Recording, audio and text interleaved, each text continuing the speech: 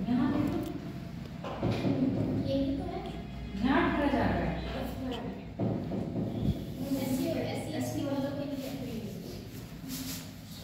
यहाँ पता करूँगी ऑफर पता नहीं कितना ऑफर भी क्या है। रजिस्ट्रेशन है फ्री और किट मिलेगी वो फ्री है इसमें। वो ट्रिपल सी है, मैं 30,000 का भैया वीडियो ऑन कर दिए क्या? बता दी नहीं।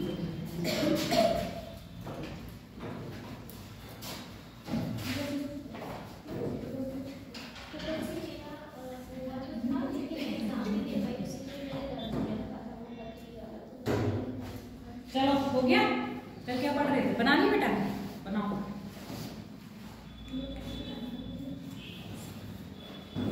कितनी तुम लोगों की पॉपुलेशन कम होती जा रही है? एक दिन आए तो एक बच्चा रहता है। एक दिन आते हो 4 से जाया हो तो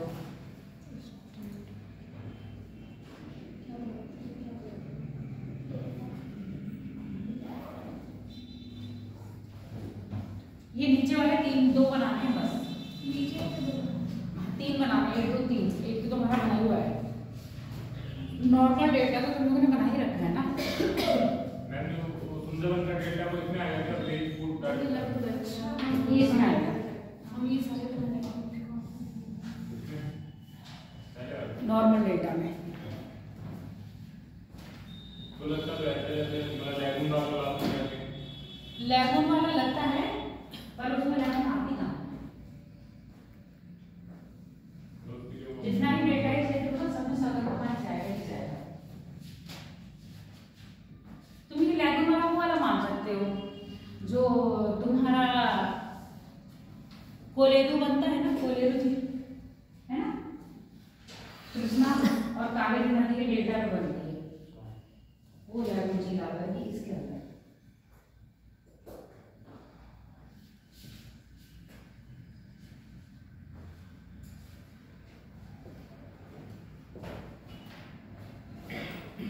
ये जो कल पार्ट डेटा बता रहे थे तुमको, जैसे सॉल्व बना दूंगी। ये रहा, दिखने में देखने में थोड़ा सा ऐसा लगता है कि पंछी के पैर के पार्ट, इसलिए उसको पंछी पार्ट।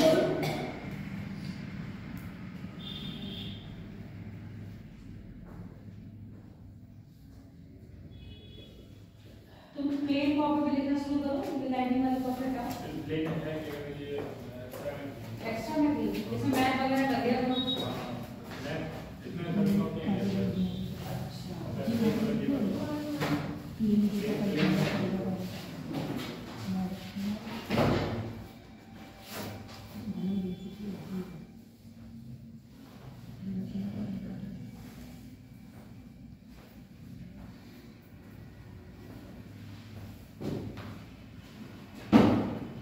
और कोई मिला तुम्हें स्टेशन पे?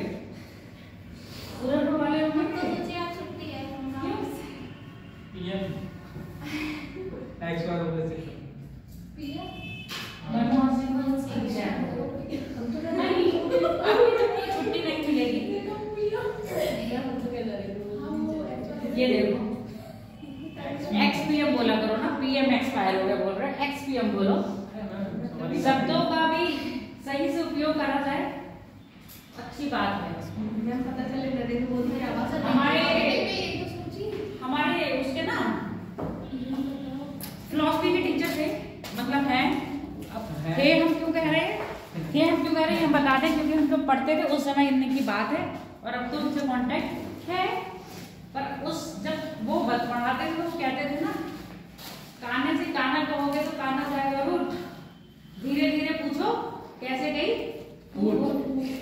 कि भैया क्या हो गया, ये तुम्हारी आंख में चोट कैसे लग गई है ना। ऐसे पूछोगे तो तुम्हें दूसरे बताएगा, पता भी चलेगा। अब तुम कहोगे क्या हुआ, तुम कान्हे कैसे हो गए, ना किसी आने में किसी आ जाएगा। तो ऐसे शब्दों का प्रयोग करो और ऐसे बात पूछो कि अपनी बात भी कह दो और आगे वाले को बुरा भी ना हो। गलती हो गई बस, बात गलती की नहीं है, बात हम कह रहे हैं। ये एमएसटी संभाल के रखो अपनी, बात वाली के चला दो और अपने वाले के बीच में एमएसटी रखती है। अब एमएसटी कैसे मिलने लगी है, फोटो नहीं लगा तुम्हारा, एक ही तो है ये। तो एक के हटा दो, जो रिन्यू करवाओ उसको लगाने से दीजिए, बात बता इतना क्या संभाल के रखना है।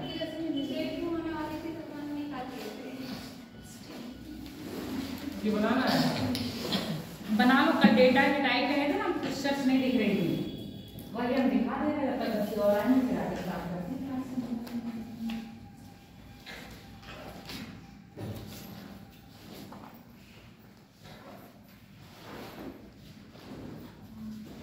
बन गया सर? जल्दी बना लो। तुम्हारे पास तो है डेल्टा, कहाँ लिखे लास्ट में आएगा डेल्टा, इसके साथ पिक्चर्स बना लो और इसी में ऐड कर लेना पीछे पीछे। डेल्टा के प्रकार में ये कराया है, छोड़ देना चाहिए।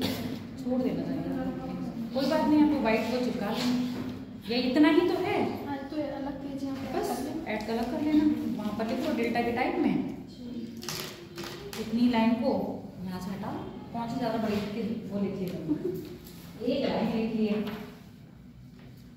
पिक्चर्स बना लो बस।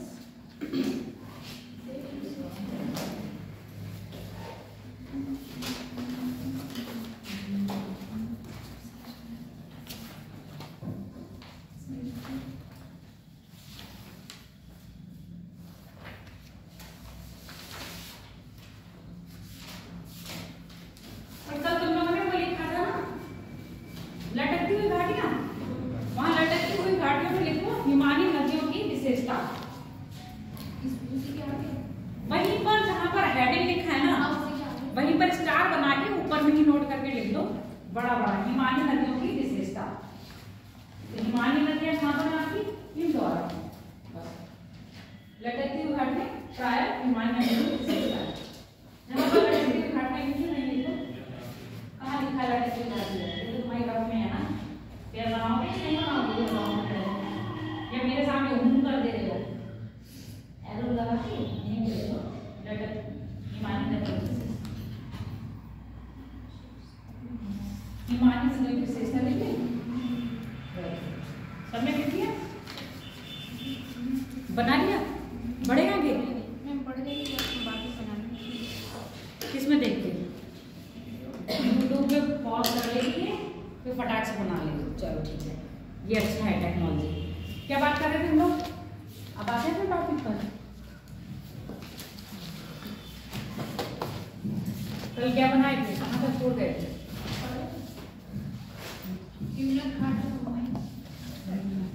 ये बना लिया आज हम लोग अच्छा चित्र ले आए हैं। ये वाला ज़्यादा अच्छा लग रहा है ना? इस वाले में इतना सब कुछ दिखाई भी दे रहा है। ये तो पिक्चर्स है बनाई हुई, ये नेचुरल है बना हुआ, ये बनाई है, ये खुद बना हुआ है, इसकी कॉपी करी हुई है, इसलिए हमने आपको पूरा दिखा दिया। ये वाइट वाइट क्या दिख रहा है? ग्लेशियर बोलते हैं, नॉट बर्फ। अच्छा, ग्लेशियर किसको कहेंगे ये भी बता दो, कहीं पूछ देगा, स्टेटमेंट में दे दिया जाएगा फिर। और कौन सा ऐसा देश है जो अपने सारे ग्लेशियर खो चुका है? मैम नाम पता था, नाम बता था? अच्छा बताओ कौन सा पॉइंट में? मैंने आपको बताया था भी। मैं तो तुम्हें सब बताती हूँ, तुम अपने दिमाग में कितना रखते हो ये बताओ, कितना स्टोरेज है तुम्हारे पास, क्या क्या रखे? तुमने तो वही बात कह दी, जैसे मैं पेपर देके आती हूँ मम्मी को अपना बताते, तो मम्मी तुम घर वाले यही कहती हो, जो तुम पढ़ के जाती हो कभी आता ही नहीं है। आओ मैडम, फिर तुम पढ़ती क्या हो सारा देखती? बताओ। पेरू एक ऐसा देश है जिसने अपने सारे ही ग्लेशियर खो दिए, समझ में आ गया? और कोई भी हिमखंड ग्लेशियर कब बनेगा? जब वो 5 वर्ग किलोमीटर स्क्वायर, 5 वर्ग किलोमीटर स्क्वायर में फैला हुआ होगा। अगर इससे कम क्षेत्रफल में है तो वो ग्लेशियर की श्रेणी में नहीं आएगा। समझ में आ गया? तो ग्लेशियर क्या है आपके? जो कम से कम कितने फैले हों? 5 वर्ग किलोमीटर में। कल क्या लिखे थे? कुछ लिखे थे या नहीं? क्या लिखे थे? हाँ, यहाँ पर हिमानी वाले में, हिमानी वाले में बताओ, फिर हम आगे बात करते हैं। कहाँ लाए थे मैडम? स्थल आकृतियां हो गई थी। चलो, हिमनद द्वारा जो स्थल आकृतियां बनती हैं, सबसे पहले लिख लो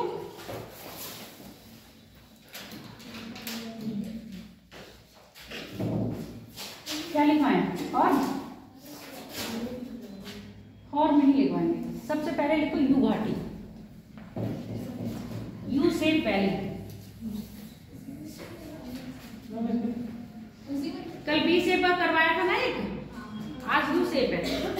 यू शेप। कल ही बताए थे बी शेप कहाँ होगी, यू शेप कहाँ होगी, हम बताएंगे।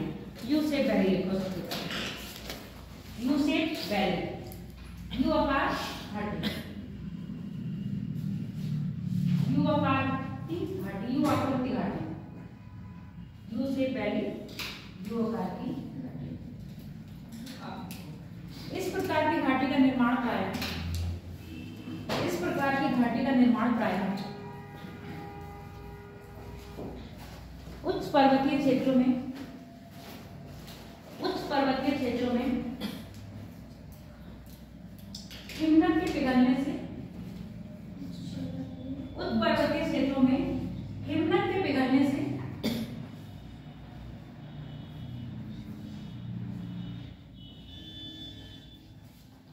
हिमनद के पिघलने से होता है, क्योंकि हिमनद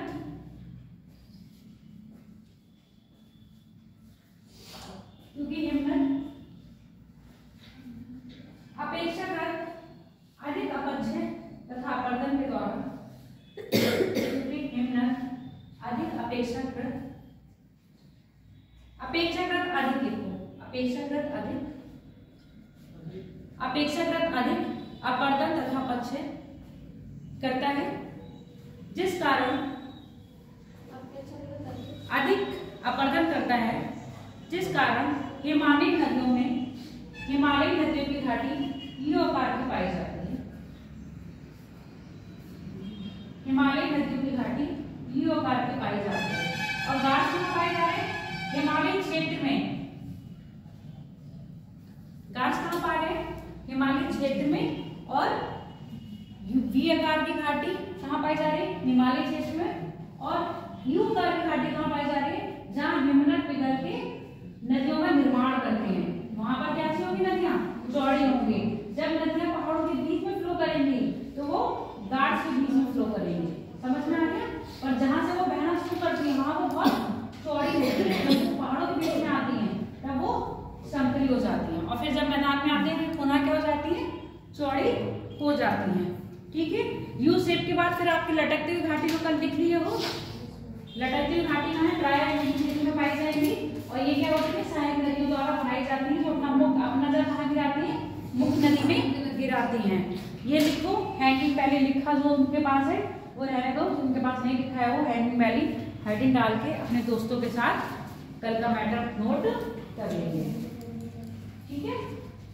आगे जो आकृति है वो हमारी है सर्प।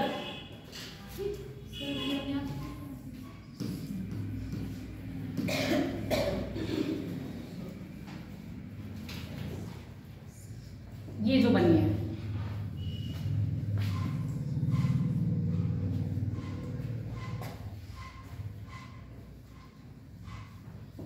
अब हम चित्र नहीं बनाएंगे, घंटा चित्र बना हुआ है, तुम्हारे पास बना हुआ नहीं है तो हम बनाएंगे।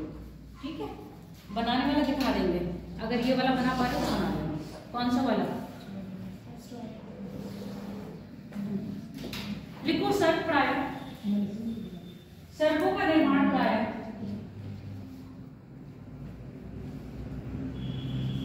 हिमनद के पिघलने से, हिमनद के पिघलने से इसके द्वारा किए गए अपर्दन, इसके द्वारा किए गए अपर्दन के परिणाम स्वरूप, किए गए अपर्दन के परिणाम स्वरूप पर्वतीय ढाल पीछे हो जाता है। किए गए अपर्दन के परिणाम स्वरूप पर्वतीय ढाल पीछे की ओर हो जाता है, जिससे आरामनुमा कुर्सी की आकृति बनती है, जिससे आरामनुमा कुर्सी की आकृति बनती है, कुर्सी की आकृति बनती है, जिसे सर्प कहते हैं। आरामनुमा कुर्सी की आकृति बनती है जिसे सर्प कहते हैं। अब देखो यहां बैठोगे पीछे क्या हो जाएगा? टेक लगा लोगे ना, एक कुर्सी के टाइप का है, क्योंकि ये वाला चित्र देखो,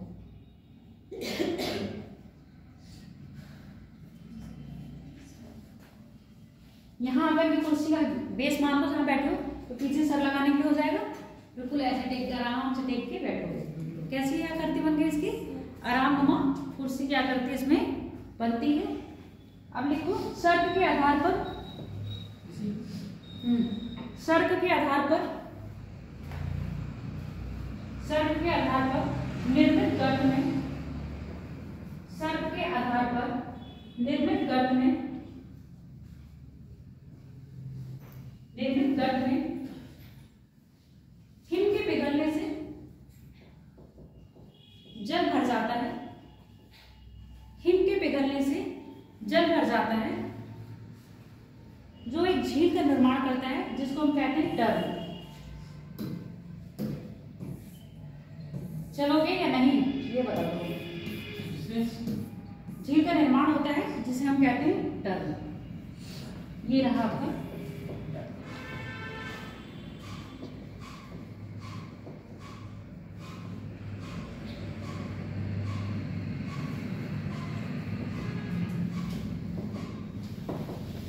देखते जाओ, अगर हम इसको ऐसे देखें तो ये कुछ हमें कुर्सी की तरह लग रहा है। अब ये जो गहरा गड्ढा है, इसी गहरे गड्ढे में क्या भर गया, पानी। इस गहरे गड्ढे को हमने बोला है गर्त। इस गर्त में जब पानी भरा तो उसने झील का निर्माण करा, और वो झील कुछ कैसे दिख रही है आपको, इस तरह। Good morning. टर्न, जिसको हम कह रहे हैं टर्न। टर्न क्या है आपकी, एक झील का प्रकार है जो जिसका निर्माण कैसे होता है, हमारे क्षेत्र में हिम नद के पिघलने से होता है। अगला लिखो हॉर्न।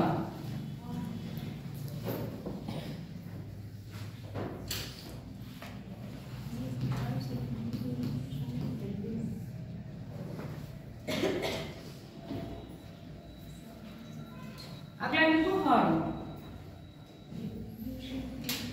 किसी शंकुनुमा पर्वत के शिखर पर, किसी शंकुनुमा पर्वत के शिखर पर चारों ओर सर्प के निर्माण से, चारों ओर सर्प के निर्माण से, चारों ओर सर्प के निर्माण से, निर्माण के कारण, ऐसे लिखो चारों ओर निर्माण के कारण पर्वतीय ढाल पीछे हो जाता है, पर्वतीय ढाल पीछे हो जाता है, पीछे हो जाता है, जिसके परिणाम स्वरूप, जिसके परिणाम स्वरूप पर्वतीय शिखर, जिसके परिणाम स्वरूप पर्वतीय शिखर, जिसके परिणाम स्वरूप पर्वतीय शिखर की आकृति प्रिज्म, प्रिज्म कहते हैं, क्या कहते हैं, ये जो फिगर क्या है वो पिरामिड, जिसकी आकृति पिरामिड नुमा बन जाती है, आकृति पिरामिड नुमा बन जाती है।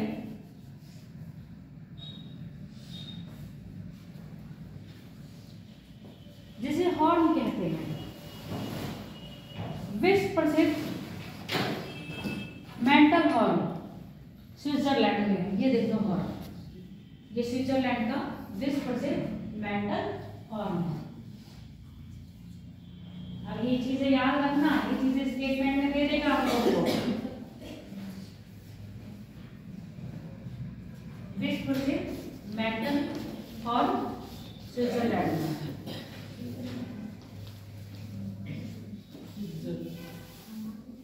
लोग देखने चाहते हैं इसको।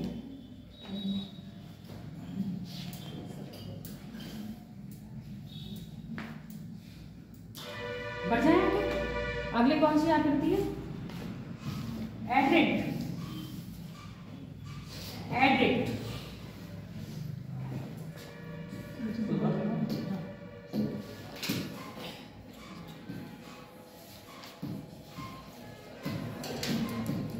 Arid, sorry arid, arid.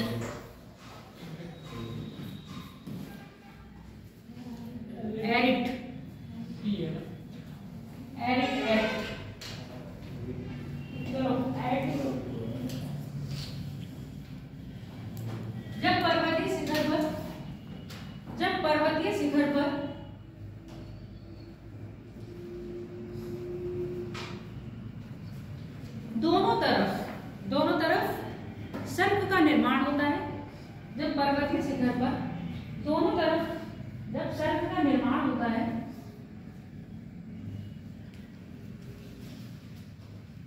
अब जहां सर्प बनेंगे वहां पर्वत के ढाल कहां जाएगा?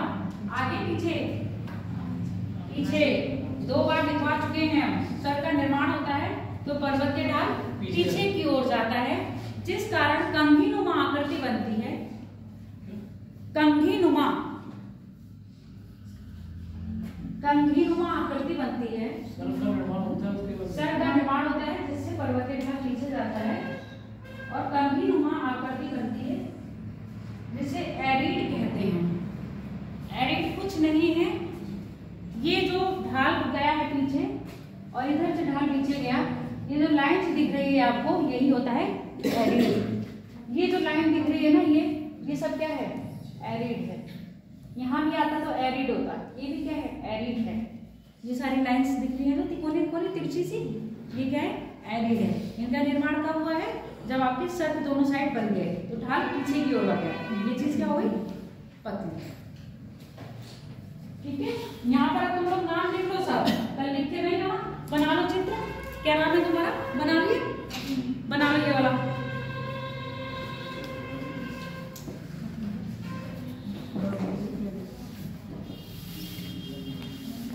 ये वाला बना, इसमें लिख जाएगा।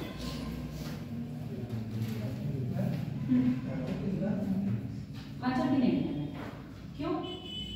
तुमने मिला कितने गए? कितने हुए? देखिए बताओ। 50 सही है। निकल जाएगा। ओबीसी में आ रहा ना।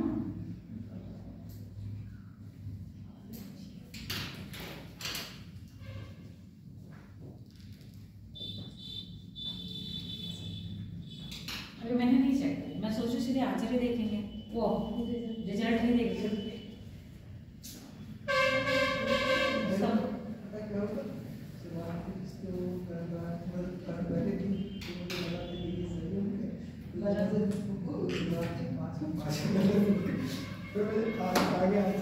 मेरी तो आई सबसे पहले मेरा बुलाया, मुझे लग रहा था ज्योग्राफी से था।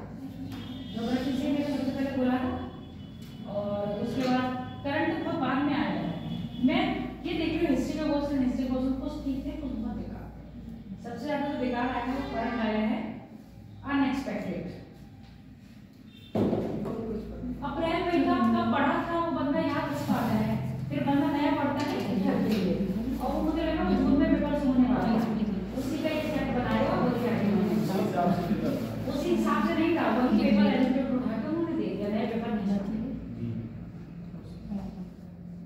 पहले मार्च में था, मार्च करके जून में डेट आई थी, फिर जून में हो गया था कि एडमिट कार्ड नहीं है, सेंटर नहीं है, नॉर्मल पास। हाँ वही तक था, वही पेपर था। इनको सेंटर लॉट नहीं हो पा रहे थे उस समय, इसलिए इन्होंने वही पेपर उठा के दे दिया। पर अब जब आरो आएगा ना, छापना है ना, तब आएगा था फरवरी का, अगर मार्च में होता है तब, और अप्रैल में होता है तो मार्च। बना दो। देखो जितनी आपकी हिम्मत से आकृतियां बननी थी वो हो गई हैं कंप्लीट। अब हमारा बनता है वायु के द्वारा निर्मित भू आकृतियां या स्थल आकृतियां। देख लो, वायु द्वारा निर्मित स्थल आकृतियां। मेरे भी ऐसे क्वेश्चन भी हो रहे होंगे, मुझे तो वैसे भी अपना इतना डाउट रहता है कसम से।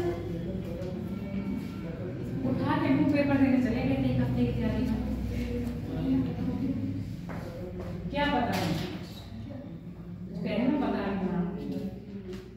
मैं वो भी दिया करी थी अपने रीजनिंग के भरोसे गए थे। रीजनिंग में पता है कौन सी वाली, जो सेटिंग प्लान वाला होता है, डायरेक्शन वाला होता है।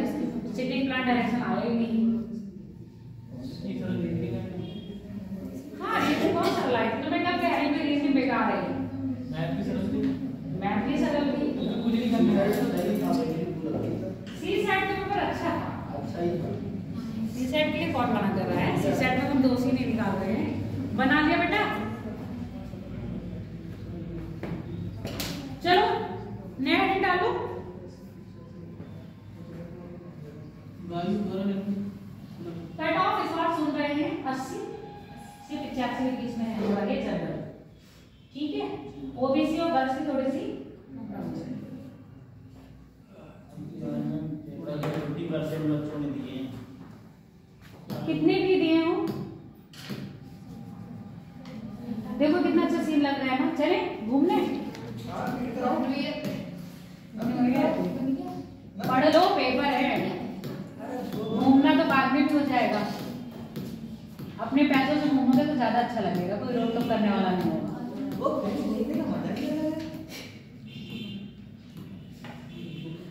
देखो सागरीय तरंगों द्वारा जो आकृतियां बनाई जाती हैं, हम लिखवा नहीं रहे हैं, दिखा दे रहे हैं बस, ठीक है।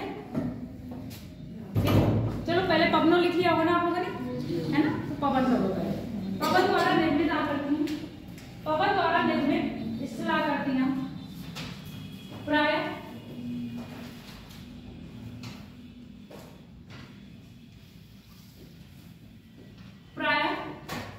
मरुस्थलीय क्षेत्र में तथा उच्च ताप वाले क्षेत्र में पाई जाती हैं। मरुस्थलीय क्षेत्र तथा उच्च तापमान वाले क्षेत्र में पाई जाती हैं। मरुस्थलीय क्षेत्र तथा उच्च तापमान वाले क्षेत्रों में पाई जाती हैं। अधिकतर है ना, जहां चट्टानों का स्वरूप क्या होगा, कठोर होगा या मृदुल। जहां चट्टानों का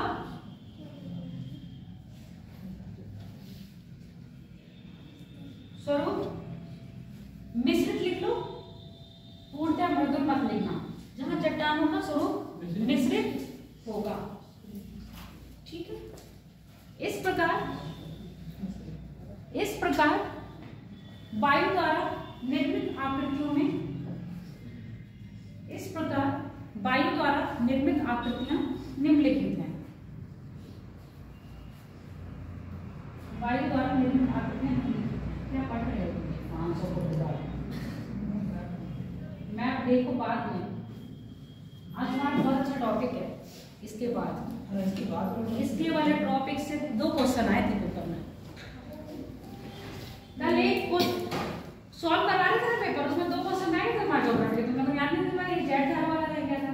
जैसे पेपर कंप्लीट हुआ उसमें इनका भी एक क्वेश्चन और है, क्या है, जेड धारा वाला रह गया था। इसका पहले स्टेटमेंट सही था, दूसरा स्टेटमेंट गलत था। क्या हो गया?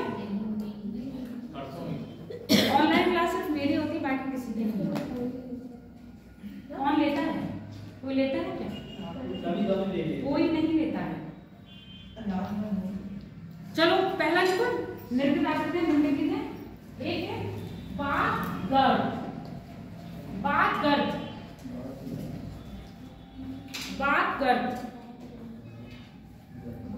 जहां तक है बात गर्द को इंग्लिश में कंफर्म कर लेना। इंग्लिश मीडियम वाले आज आए हैं तो मैं बता दे रही हूँ, जहां तक ये होगा एक बार कंफर्म कर लेना, ठीक है। ब्लो आउट्स लिख लो।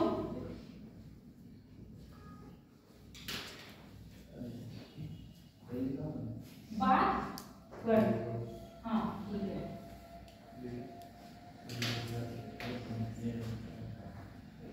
पेट नहीं चलेगा, बात बोलने वाली बात नहीं है यहाँ पर, बात मतलब हवा।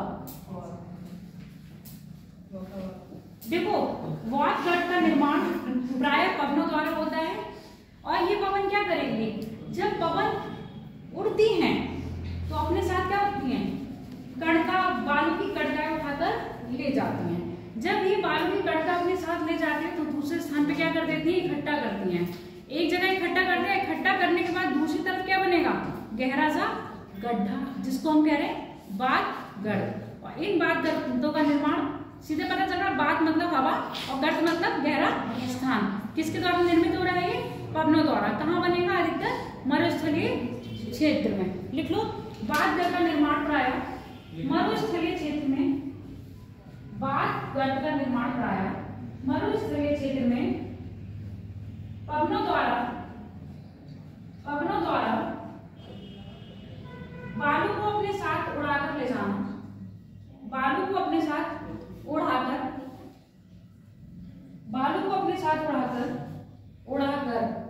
एक उड़ाकर है, एक उड़ाकर है। ये कौन सा वाला है, उड़ने वाला। बालू उड़ाकर ले जाते हैं तथा दूसरे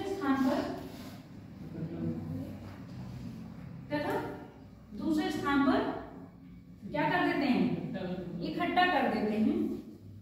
इस प्रकार वायु द्वारा गर्तों का निर्माण होता है, जिसे हम क्या कह रहे हैं, बात कर कहते हैं। तुम्हारी सही नहीं आ रही, वो नहीं है, छोड़ दी उसने, क्यों, मन नहीं लगा उसका। निर्माण होता है जिसे हम बातगर्त कहते हैं, बातगर्त कहते हैं। अब देखो गारा, गारा गारा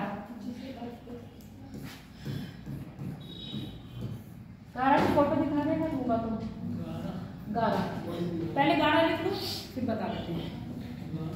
हाँ गारा, फिर लिख दें गारा, नहीं लिख लिया समझ लिया ना, गारा लिखो। गारा प्रायः एक मशरूम नुमा आकृति होती है, गारा प्रायः एक मशरूम नुमा आकृति होती है। मशरूम खाए हो, देखा है मशरूम, खाया भी है। जो नहीं खाता है सोचता है कि मांसाहारी है, तो वो उसने देखा तो होगा, तो वो देखने वाला समझ के जैसा मशरूम होता है वैसे इसकी क्या होती है, स्ला आकृति होती है, किसकी, गारे की। गारा, गारा प्रायः एक मशरूम नुमा आकृति होती है, जिसका निर्माण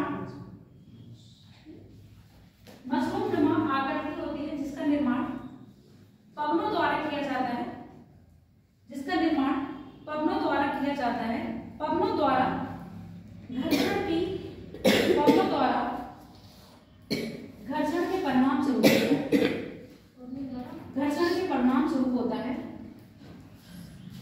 के परिणाम स्वरूप होता है। धरातल के समीप घर्षण कम, धरातल के समीप तथा ऊपर, ऐसे लिखना, धरातल के समीप तथा ऊंचाई के घर्षण की मात्रा कम, समीप तथा ऊंचाई पर घर्षण की मात्रा कम तथा मध्य में घर्षण की मात्रा अधिक होती है, जिस कारण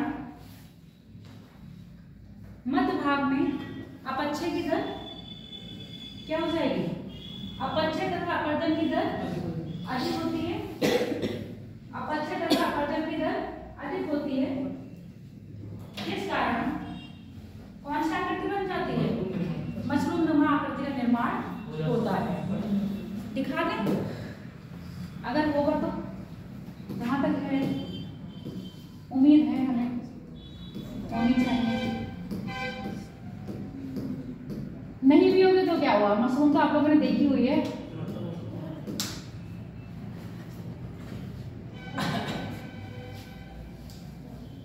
नहीं है, सॉरी, मशरूम खा लीजिएगा और देख लीजिएगा।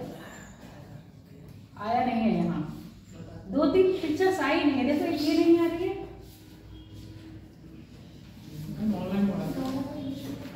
ऑनलाइन बेटा आप लोग अपने फोन में देख लेना, ठीक है। अब हम बात करते हैं कौन सी आकृति लिखी है बोर्ड पर, इंग्लिश मीडियम वाले पढ़ो सर। पहली यूजेन लिख लो,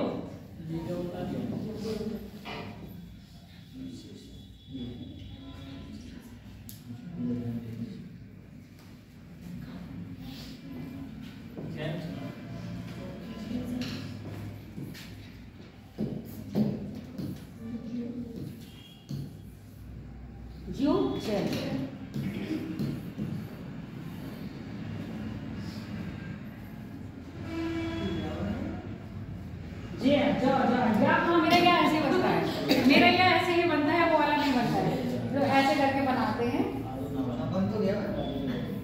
अरे जल्दी जल्दी बनाते तो मैं वैसे ही बनाती हूँ, और कभी जाओ चाय में कंफ्यूज हो जाती हूँ, पता है कभी चाय बनाना होता है ना तो मैं ऐसे बना देती हूँ, ये जा हो जाता है, फिर मैं सोचती हूँ ये चाय बनाना है चाय ऐसे करके फिर ऐसे बनाते हैं, ये तो गड़बड़ हो गया, चाय और चाय में बहुत कंफ्यूज होती है। गई हो, बेचारे बोर्ड को टच कर रही हो, उड़ जा। चलो लिखो जूझें। देखने में इसकी आकृति आपको ऐसा लग रहा है ना, पुराने जमाने के बच्चे होंगे, आप लोग में से कोई नहीं है, दवात किसी ने देखी? दवात देखी है? हाँ, इंक की डिब्बी, ऊपर ढक्कन, फिर चौड़ी। तो इसकी जो आकृति होती है वो दबात नुमा होती है, और इसमें जो अपच्छय होता है वो क्षैतिज न होके लंबवत होता है। ठीक है। अब जो चट्टानों की संरचना होती है, कहीं मृदुल कहीं कठोर, तो जहां मृदुल होगा वहां अपच्छय ज्यादा, जहां कठोर होगा वहां अपच्छय कम होगा। तो अपच्छय की दर प्रायः इसमें कैसे चलेगी? लंबवत चलेगी और चट्टानों के स्वरूप के अनुसार चलेगी। तो जो उसका अपच्छय पर्दन होता है, उसके बाद जो आकृति बनती है वो दबातनुमा आकृति बनती है, जिसको कहते हैं जूझें। ठीक है, लिखो। इसकी आकृति प्रायः दबातनुमा होती है, दबातनुमा होती है, दबातनुमा होती है। पवनों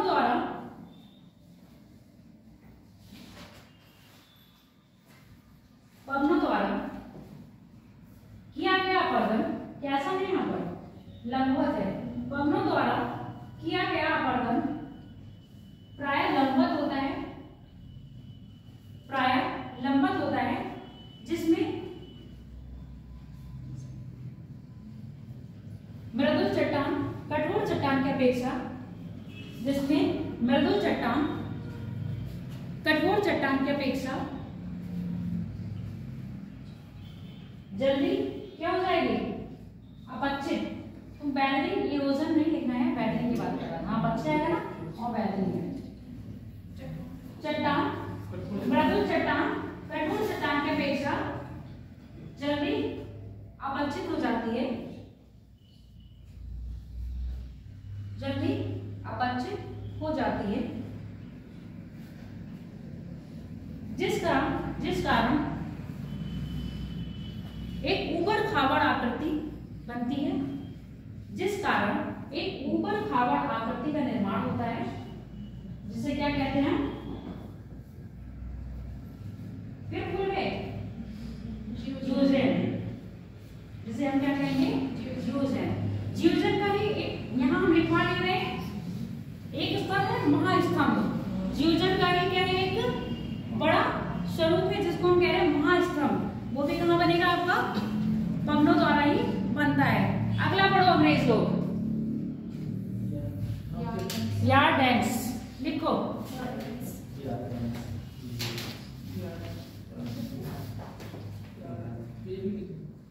हाँ, यार्ड डेंस ठीक रहा, मैं इंग्लिश में ले आई। फिलहाल ये इंग्लिश में ही थे, नाम ही इनके ऐसे हैं, यार्ड डेंस। देखो, जहां जैन क्या हो रहा है? जैन क्या है ये? जैन लंबवत हो रहा है, वही यार्डेन कैसा होगा? क्षैतिज होगा।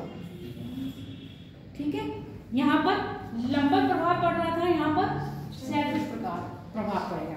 यहाँ पर भी सेम वही बात है, पवने का ज्यादा इफेक्ट कहाँ पड़ेगा? जहाँ मृदुल चट्टानें होंगी उनका अपच्छय दर अधिक होगी, और जहाँ कठोर चट्टानें होंगी वहां अपच्छय दर कम होगी। तो यहाँ पर अपच्छय दर अधिक किसमें होगी? मृदुल चट्टान में। और जो अपच्छय होगा वो लंबवत ना होगा, कैसा होगा? क्षैतिज होगा। लिखो।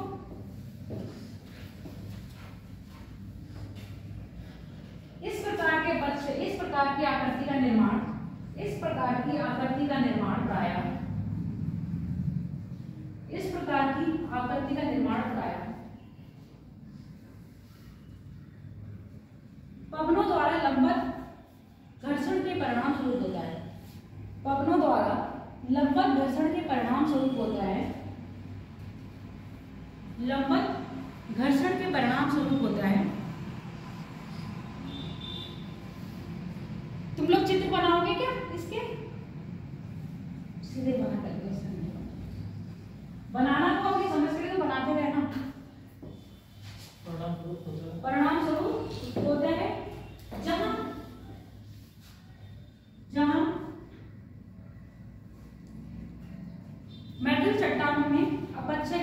अधिक, जहां मृदु चट्टानों में अपक्षय की दर अधिक तथा कठोर चट्टानों में अपक्षय की दर कम होती है।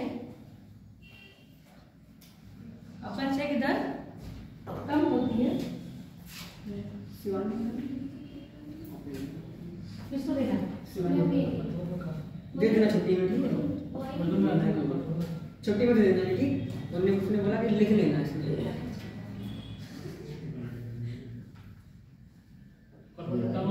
अपक्षय की दर कम होती है।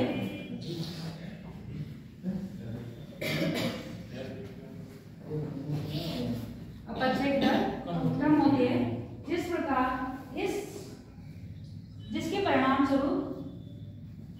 परिणाम स्वरूप याम नाम एक स्तंभ के रूप में, याम क्या है?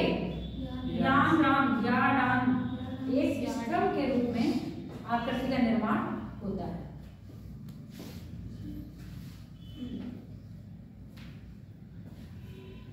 या डाउन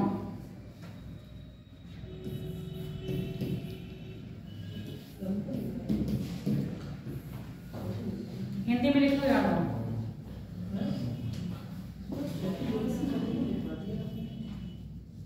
अच्छा, क्षैतिज लिखना, लंबवत मत लिखना, लंबवत कहाँ हो गया, गड़बड़ हो गया। लंबवत की जगह क्षैतिज लिखना, लंबवत की जगह क्षैतिज। यहाँ पर तो लंबवत है, यहाँ पर क्षैतिज होगा, यहाँ पर क्षैतिज लिखना। हाँ, जहाँ ये वाला लिखवाया है ना, वहाँ पर जहाँ पर लंबवत बोल दिया वहाँ क्षैतिज कर लेना। अगला पढ़ो, टारगेट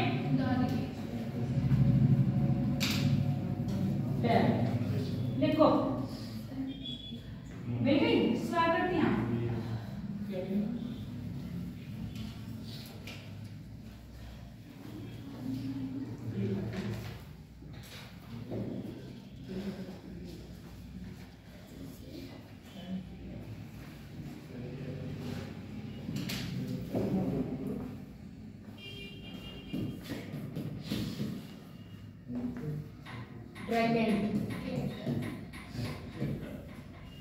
ड्रैकेंट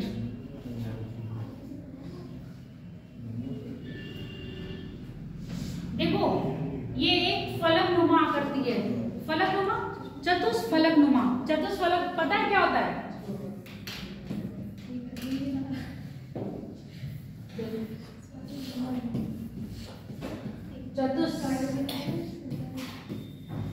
फलकनुमा आकृति बनती है, जिसके कितने होंगे? 4 फलक होते हैं।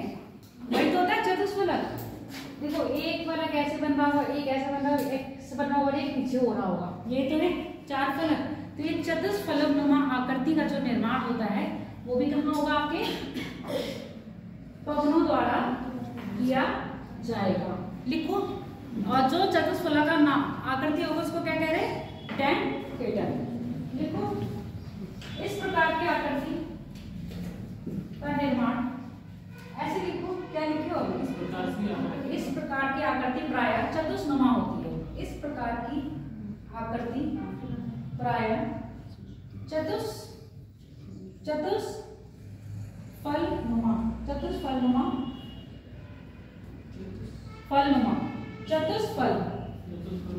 फलनुमा होती है,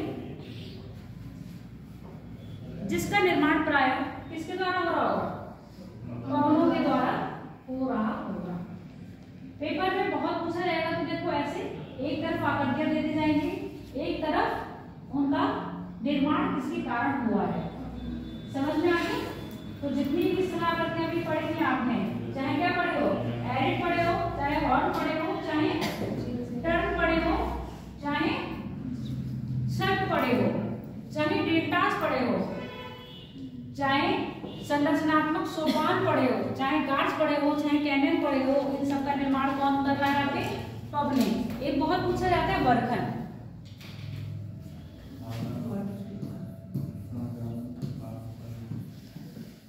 डाल लो वर्खन।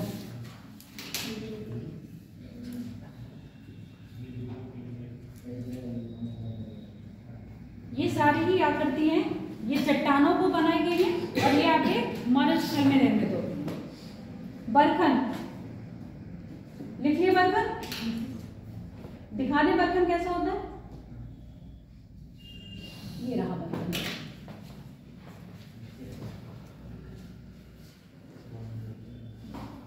बरखन का निर्माण प्राय मरुस्थलीय क्षेत्रों में, मरुस्थलीय प्रदेशों में बरखन का निर्माण प्राय मरुस्थलीय प्रदेशों में होता है। इसकी आकृति अर्ध चंद्राकार, इसकी आकृति अर्ध चंद्राकार होती है, अर्ध चंद्राकार होती है।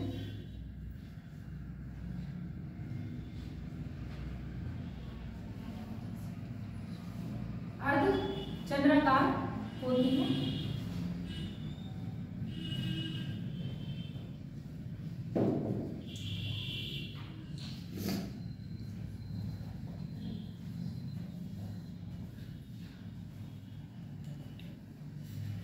पवनमुखी,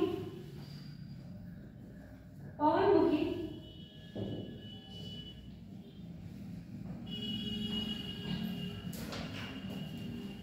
इसको क्या बोलेंगे? पवनमुखी दिशा में, पवनमुखी दिशा में ढाल कैसा होगा? तीक्ष्ण। पवन किधर जा रही है? इधर जा रही है। पवन का मुख की दिशा में, इधर का ढाल कैसा है? तीक्ष्ण। और इधर का ढाल कैसा है? मंद। लिखो, पवनमुखी दिशा में ढाल तीक्ष्ण, ढाल तीक्ष्ण तथा इसके विपरीत ढाल मंद होगा, इसके विपरीत ढाल मंद होगा। अब मुझे ये बताओ, ये बरखन होते हैं स्थिर होते हैं अस्थिर होते हैं? ये सुबह कहीं दिखेंगे और रात में कहीं दिखेंगे, क्योंकि ये पवन की दिशा के अनुसार अपने आप को क्या कर लेते हैं? परिवर्तित कर लेते हैं। मरुस्थल में जितनी भी स्थलाकृति बनती हैं पवनों द्वारा, तो क्या होती हैं? सब अस्थिर होती हैं। दिन में कहीं दिखेंगी और रात में कहीं दिखेंगी। पता चलेगा आप मरुस्थल में घूमने गए और एक लगा गए मार्क कि हम यहाँ पर, या एक बना गए अपना लैंडमार्क कि हम यहाँ से इधर टर्न करे थे। ठीक है, गए तो इधर थे, जब गए थे तो इधर बनी हुई थी, आपने कहा हम इधर टर्न करे थे, जब वापस आए तो वो बन गए इधर। अब आपने कहा इधर तो थे, हम इधर टर्न करे थे ना। लैंडमार्क तो बना के गए, लैंडमार्क तो चेंज हो गया। पहले था दक्षिण, अब हो गया उत्तर। पहले आप उत्तर मुड़े थे, अब आप चले गए दक्षिण। रेगिस्तान में क्या भटक जाओगे? रास्ता। रेगिस्तान में कहीं रास्ता नहीं भटकना है तो आपको सिर्फ एक चीज नहीं भटका सकती, सूरज। समझ में आ गया? जब आपको सूरज की दिशा पता होगी कि सुबह हम गए थे तो सूरज किस साइड था और हम किस तरफ गए थे, और शाम को आए तो सूरज किस साइड है और हम किस तरफ गए थे। लिख लिए? बरखन बना पाओ तो बना लो। सबसे मेन आकृति है बरखन।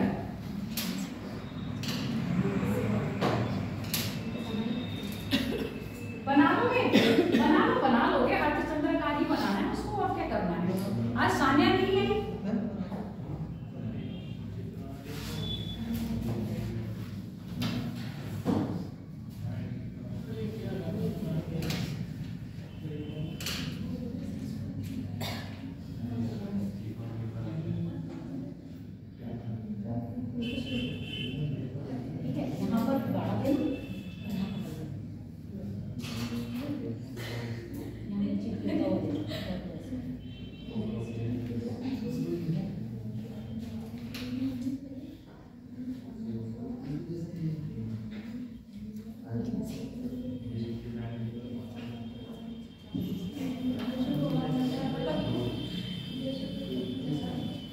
चलो बना लिया। अब हम बात कर लें सागरीय तरंगों द्वारा निर्मित आकृतियों की।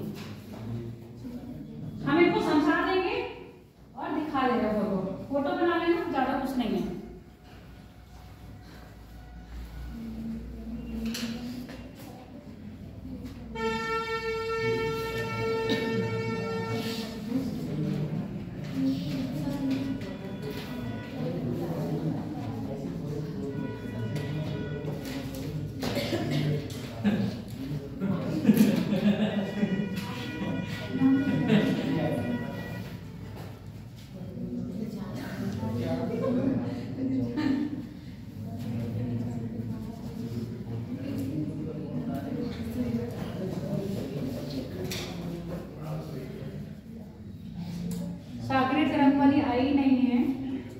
अपना अपना फोन खोल लो जरा।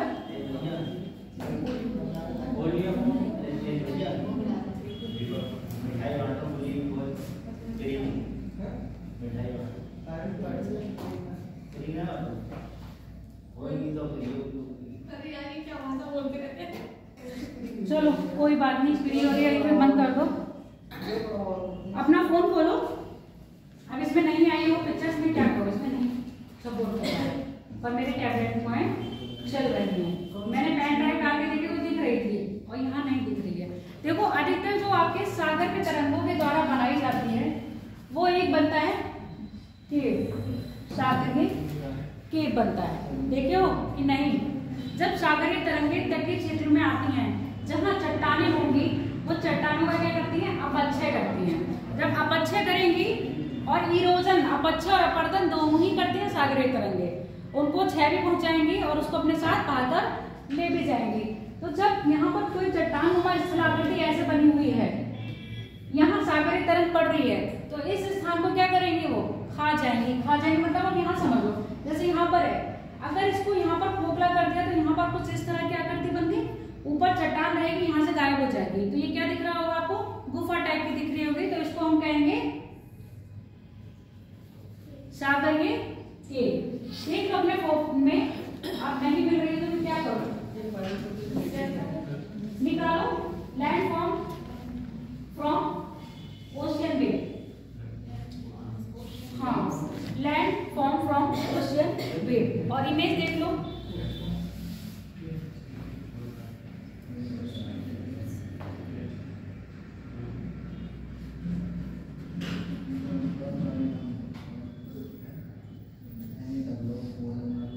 इसको ना देखिए,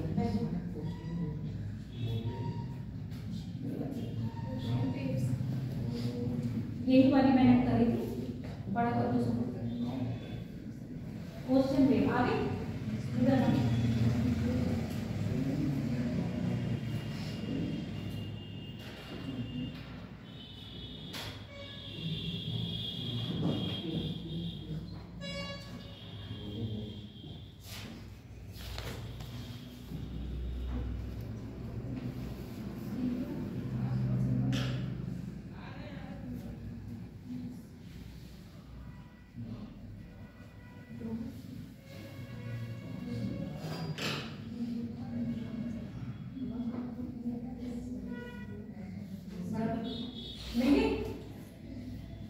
बेटा ऐसे तो मिल गया तुम्हारा, गूगल से सब चीज बोलने से गूगल नहीं समझता है, वो अंग्रेज है गूगल।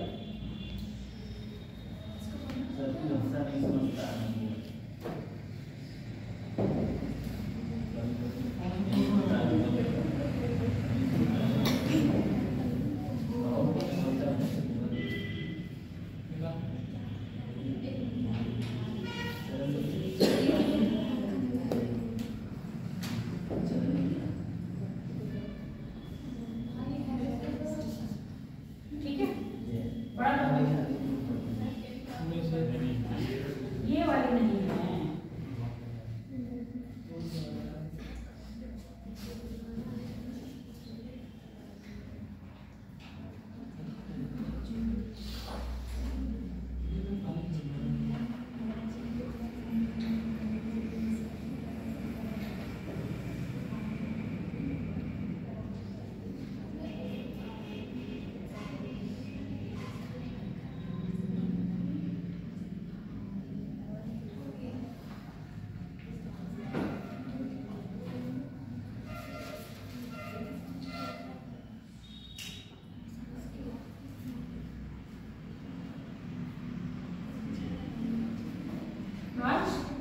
अब देखो एक बन रहा होगा आर्च, केव समझ में आ गया, लिख लो ओशियन केव, दिख रहा है ना ब्लैक ब्लैक, ये ओशियन केव है। आप लोग के पास नहीं है, एक इधर बैठ जाओ, एक पीछे बैठ जाओ। बहुत अच्छा बनाया बच्चा, तुमने भी अच्छा बनाया। एक ही साइड बैठ जाओ या दोनों साइड बैठ जाओ, अलग अलग नहीं होना है। देख लो, बनाओ कि घर पे बना लेंगे अपने, मैसेज बता रहे हैं यहाँ पर, क्योंकि ये टॉपिक आज खत्म करना है। आर्च, आर्च कुछ नहीं होगा, जहां पर क्या होगा, अभी गुफा थी, गुफा क्या है, यानी कि बहुत बड़ा स्थल खंड है जिसको सागर की तरंगें पूर्णतया काट नहीं पाएंगे। कभी कभी ऐसा होता है होता है, किसमें? सागर में मग्न होता है। सागर में मग्न नहीं, सागर से ऊपर निकला होता है। अब मान लो, अब यहाँ समझ लो, जैसे ये वाला लैंड है, अगर हम इसको ऊपर से कवर कर दें, ठीक है, इसको हम क्या करेंगे, ऊपर से कवर कर देंगे, ये वाला पार्ट पूरा ऐसे होगा, तो आपको यहाँ से देखने में कुछ इस टाइप का लगेगा। जब इस टाइप की आकृति बनेगी, सागर के बीच में ऐसे लगेगा ब्रिज है, क्या है, ब्रिज टाइप का दिखेगा, उसको कहेंगे ओशियन आर्च। देखो अपनी पिक्चर्स में, ocean arch,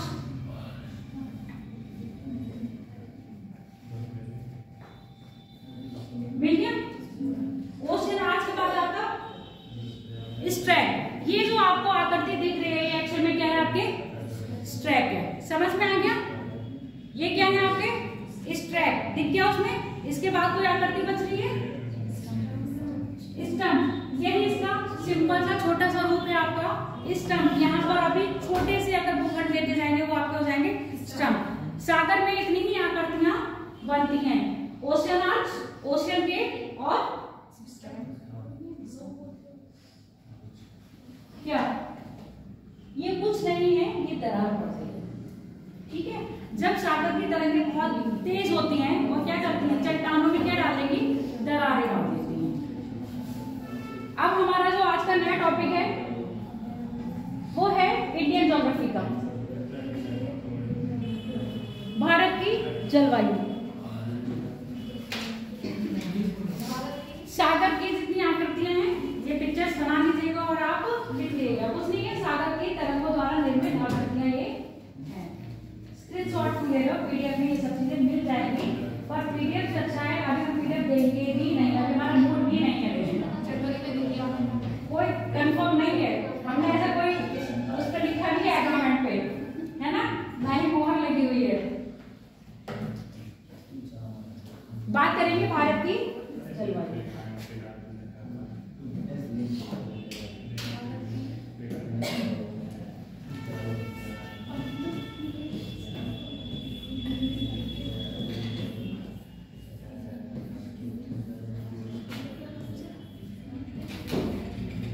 climate of India या Indian climate, Indian climate, Bharat की जलवायु। क्या है भारत की जलवायु, इसको कहते हैं जलवायु। ये तो तुम लोग वर्ल्ड ज्योग्राफी में पढ़ी होगे कि हम डेफिनेशन यहाँ करवाएंगे नहीं, जलवायु किसको कहते हैं। बस हम आपसे उम्मीद कर रहे हैं कि आपको इसका मतलब पता होगा। ये हमारी क्या है, हाइपोथेसिस है, जिसको हम मान के चल रहे हैं और अपना आगे का टॉपिक यानी कि आगे की रिसर्च तुम पर करने वाले हैं कि आप जलवायु के बारे में सामान्य जानकारी रखते हैं। जब आप बीएड वगैरह करोगे या करे होगे तो उसमें लिखा हुआ पहला स्टेटमेंट होता है, छात्र इस विषय के बारे में सामान्य जानकारी रखते हैं। तो इसलिए हम पहले उनसे इंट्रोडक्टरी क्वेश्चन पूछते हैं। तो हम जो आपसे पूछ रहे हैं क्या है, इंट्रोडक्टरी क्वेश्चंस। जलवायु क्या होती है, हाँ बताओ अभय। एक दीर्घकालीन जो मतलब मौसम होता है, जैसे मौसम नहीं शब्द लगाएंगे, अच्छा मौसम नहीं तो मतलब एक दीर्घकाल के लिए जो होता है, जैसे क्या कहते हैं, ठंडक हो गए, मतलब काफी मतलब लंबे समय के लिए रहती है जलवायु। हाँ, जलवायु का मेन क्या है, दीर्घकालीन समय तक रहने वाले उस स्थान की आर्द्रता भी शामिल होगी जलवायु में, पवन भी शामिल होगी, वहां का टेम्परेचर भी शामिल होगा। तो जलवायु में हम ये सारे ही तत्व शामिल करते हैं। अगर किसी भी देश की या किसी प्रदेश की या किसी स्थल के बहुत एक तापमान क्या हुआ, एक निश्चित समय तक स्थिर रहता है, मतलब एकदम स्थिर नहीं रहेगा, थोड़ा सा डाउन होगा, बहुत ज्यादा अंतर नहीं दिखेगा। वर्षा की मात्रा कैसी रहेगी, या साल भर होगी या बिल्कुल भी नहीं होगी, ठीक है। वायु में जो आर्द्रता है वो कितनी मात्रा में है, ये सब किसको क्या निर्धारण करती है, जलवायु का। और जलवायु के आधार पर क्या आपकी पाई जाती है, वनस्पतियां पाई जाती हैं, क्योंकि भारत में अधिकतर वनस्पतियां कैसी हैं जो जलवायु का क्या कर रही है, अनुसरण करती है। एक क्वेश्चन आया था ऐसा, वर्षा की मात्रा विभिन्न होने के कारण है कि यहाँ से इंडियन ज्योग्राफी से 4-5 क्वेश्चन आए थे और वर्ल्ड ज्योग्राफी से 3 मान सकते हो, जैट धारा भी इसी में से ले लिया गया था। तो हम बात करेंगे भारत की जलवायु। भारत प्रायः कौन से गोलार्ध में अवस्थित है, आप मुझे ये बताइए। ये लॉक कर रखा है क्या?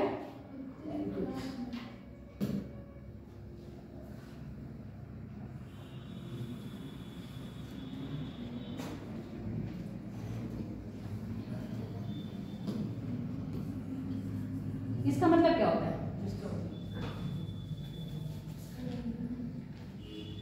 अच्छा, इसका मतलब होता है काला हो गया। मैम ये तो लेके नहीं, इसका मतलब ये पूछ रहे थे, इसका मतलब क्या होता है? ये अच्छा ये क्या बात दिया आपने? क्या मतलब है इसका? ये तुम पूछ रही हूँ। ये बता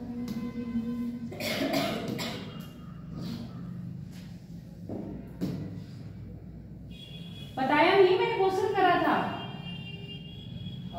भारत कौन से गोलार्ध में अवस्थित है? सिर्फ उत्तरी गोलार्ध में है? उत्तरी पूर्वी गोलार्ध। उत्तरी पूर्वी गोलार्ध में भारत की अवस्थिति क्या है? अवस्थिति अक्षांशों के मध्य। कौन से अक्षांश के मध्य है? ये क्या है? ब्लू लाइन से तो बनाया है 0 डिग्री इक्वेटर, और ये 8 डिग्री 4 मिनट थे और 37 डिग्री का जाएगा। 23.5 डिग्री उत्तरी अक्षांश, 23.5 डिग्री दक्षिणी अक्षांश। इन्हीं के बीच क्या है? भारत की अवस्थिति लाई करती है। यानी कि 8 डिग्री अगर हम लेंगे और 23.5 डिग्री भारत के बीचों बीच से गुजरती है।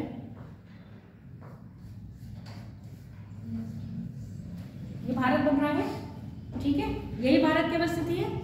और अगर हम पूरे विश्व में देखें यानी कि, तो ये आपको कौन सा कटिबंध बताया गया था? ये बताओ जरा। उष्णकटिबंधीय क्षेत्र, इंग्लिश में हिंदी मीडियम हो गई है ये भी। क्या कहेंगे उष्णकटिबंधीय क्षेत्र को? Tropical zone. इससे ऊपर वाला सब ट्रॉपिकल जोन।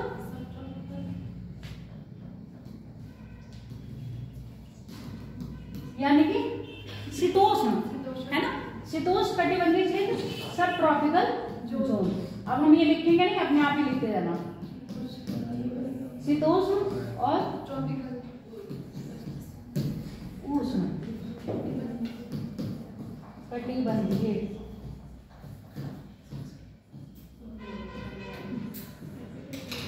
और यहाँ भी बंधीय, उष्णकटिबंधीय। और तो भारत की अवस्थिति क्या दिख रही है आपको? उष्णकटिबंधीय क्षेत्र में भी और उपोष्ण यानी कि शीत कटिबंधीय क्षेत्र, शीतोष्ण में भी है। क्योंकि 23.5 डिग्री के ऊपर कौन सा लग रहा है? कटिबंधीय शीतोष्ण, शीत और उष्ण। और इससे ऊपर शीत, उससे ऊपर ध्रुवीय। याद है कि नहीं, या भूल गए हो? दिमाग से साफ एकदम पढ़ाया तो सभी कुछ है हमने। ऐसा कौन सा चीज रह गई है जो हम नहीं पढ़ाए हैं? जो रह गया है वो चीज अब पढ़ा रहे हैं, है ना। तो भारत की अगर हम मेनली बात करें तो भारत का जो विस्तार है क्षेत्र में बात करेंगे, उष्णकटिबंधीय क्षेत्र और शीतोष्ण कटिबंधीय क्षेत्र दोनों ही में आता है। अब भारत की जलवायु की बात करेंगे तो भारत की जलवायु उष्णकटिबंधीय क्षेत्र की जलवायु है। अब कोपेनहेगन ने 12 बनाए हैं क्या? पूरे विश्व की जलवायु को 12 क्षेत्रों में बांटा गया है, जिसमें भारत की जलवायु को उसने किसमें रखा है बताओ?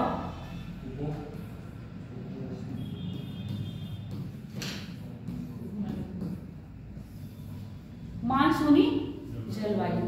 तो भारत की जलवायु कैसी है? उष्णकटिबंधीय मानसूनी जलवायु है। मानसूनी जलवायु किसको कहते हैं?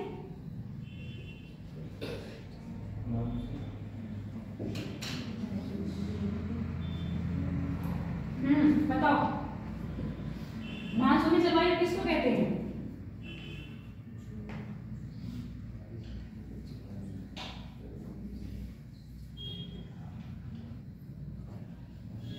कैसे तुम ज्योग्राफी के क्वेश्चन करोगे? जब तुम्हारे कॉन्सेप्ट क्लियर नहीं है।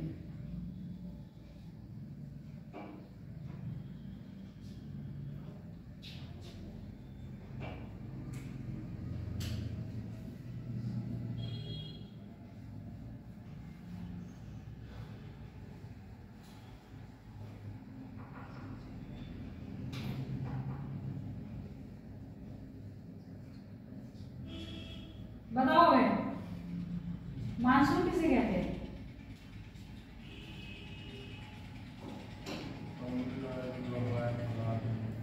पवनों द्वारा वो ही मानसून होती है। मानसून की जलवायु वो जलवायु होती है जो प्रत्येक 6 महीने बाद पवनों की दिशा के अनुसार बदल जाती है।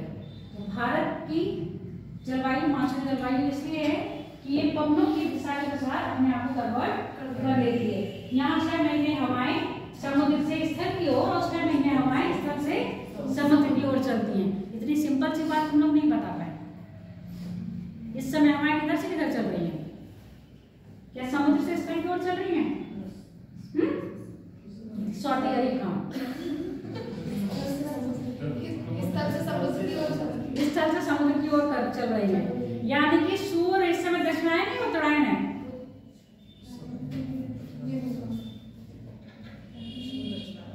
इस समय सूर्य दक्षिणायन है, उत्तरायण की ओर आ रहा है। ठीक है, उत्तरायण की ओर आ रहा है। अब आप अपने दिन में देखोगे एक एक मिनट का फर्क पड़ता जाएगा। अब 22 दिसंबर के बाद सूर्य क्या करने लगता है? उत्तरायण होने लगता है। 22 दिसंबर को सूर्य पूर्णतः दक्षिणायन यानी कि मकर रेखा पर लंबवत प्रकाश डालता है। तो इस समय सूर्य क्या है? दक्षिणायन है, यानी कि दक्षिण में है। दक्षिणायन मतलब दक्षिण गोलार्ध में है। अभी पूर्णतः उत्तरी गोलार्ध में नहीं आया। उत्तरी गोलार्ध में कब आएगा?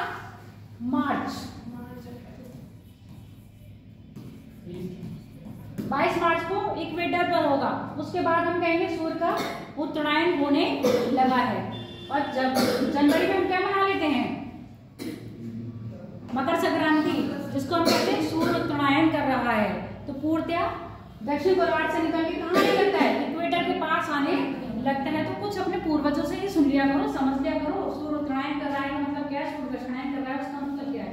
यानी कि सूर्य अब दक्षिण गोलार्ध में गया है और सूर्य अब उत्तरी गोलार्ध में आ रहा है। तो ये जो बेल्ट थी, कितनी बेल्ट थी? कितनी बेल्ट है? कितनी वायुदाब पेटियां हैं? 12 तो बेटा जलवायु क्षेत्र है। कितनी है बताओ? आज तुम लोगों की पूरी ज्योग्राफी हम और ना तुम्हें मजबूर कर दिया पढ़ने के लिए। कितनी है? कितनी वायुदाब पेटियां हैं बताओ? आज हम टॉपिक स्टार्ट करेंगे तब जब तुम लोगों के से निकलवा लेंगे। नहीं हम 4-5 दिन ऐसे करते रहेंगे, पढ़ाएंगे। बताओ कितने हैं? कितनी वायुदाब पेटियां हैं? एयर प्रेशर बेल्ट 7 कौन कौन सी है? चलो बताओ। और कहाँ कहाँ है? कितने कितने सांसों के मध्य कौन कौन सी पेटी बढ़ती है? बताओ मुझे।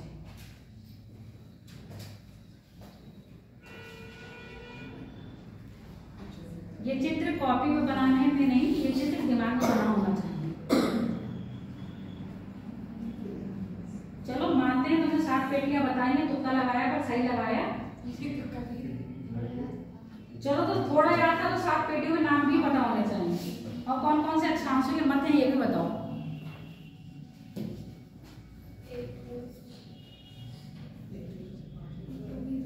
और इन पेटियों के 7 पेटियों के नाम बताओ मुझे।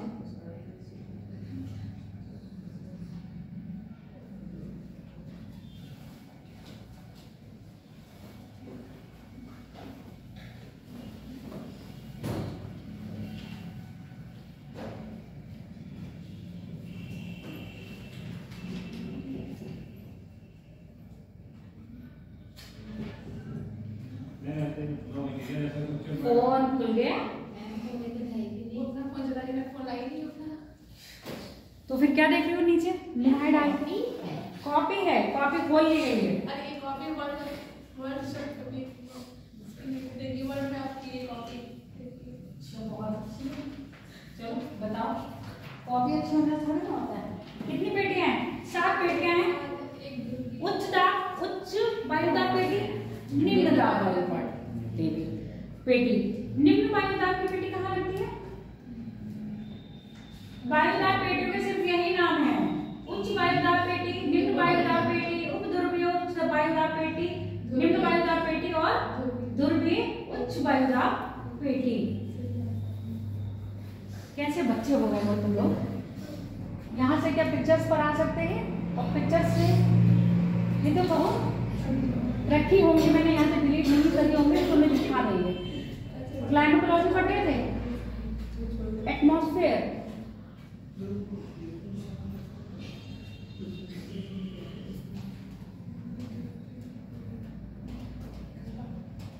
कहाँ गया?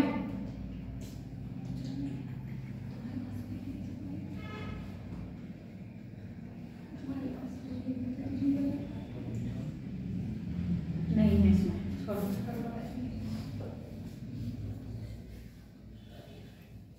बैग कहाँ से जोड़े?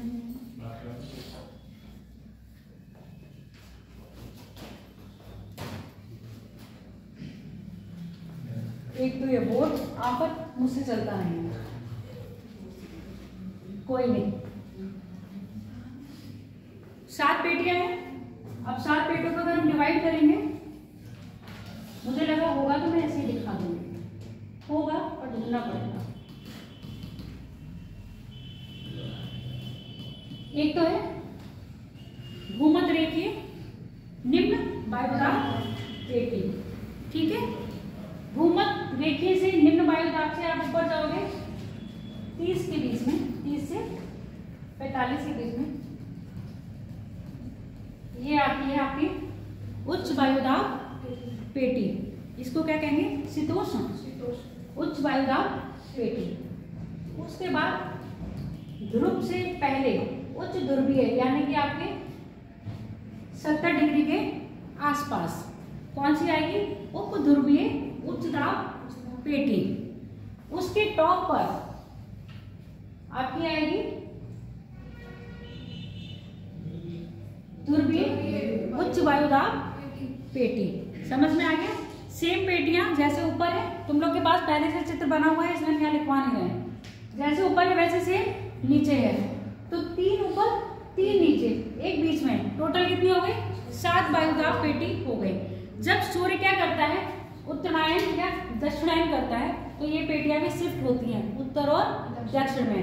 नॉर्मली सूर्य का प्रकाश पूरे साल लंबवत इस क्षेत्र में पड़ता ही पड़ता है।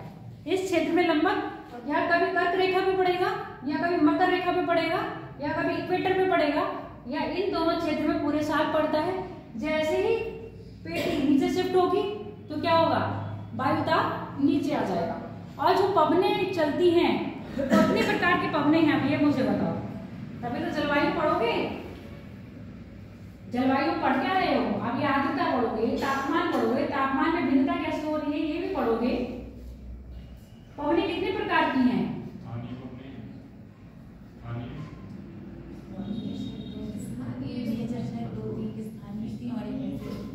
वैसे जैसे मतलब मेजर होती फिर उसके बाद उसका डिवीजन। अच्छा बताओ, डिवीजन।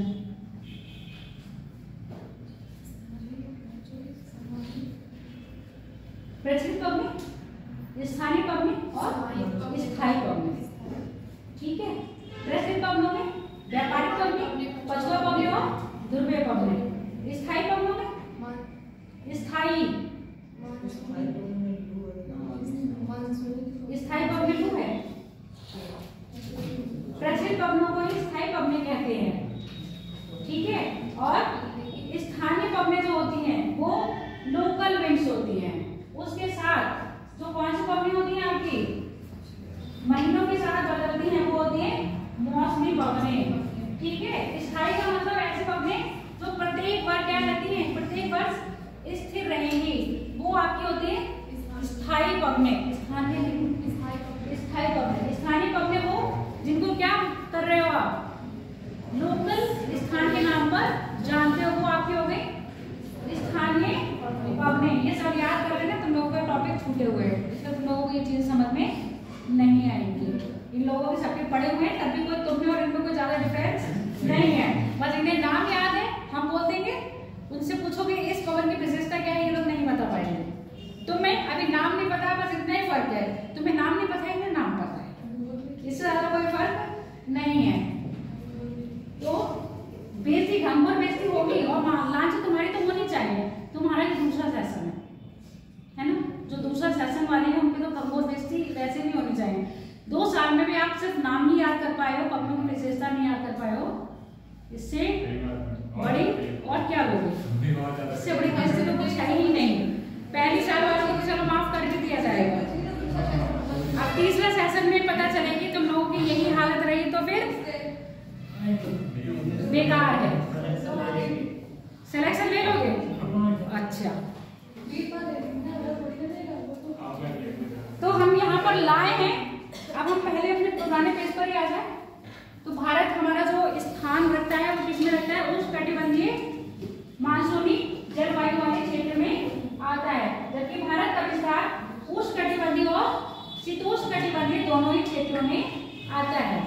अब लिखो, पहले लिख लो भारत की जलवायु, पहले तुम्हें स्टोरी बनाने से अच्छा लिखवा के बना दो, तो लिखो भारत की जलवायु प्राय भारत की अवस्थिति पर निर्भर करती है, भारत की जलवायु प्राय भारत की अवस्थिति पर निर्भर करती है।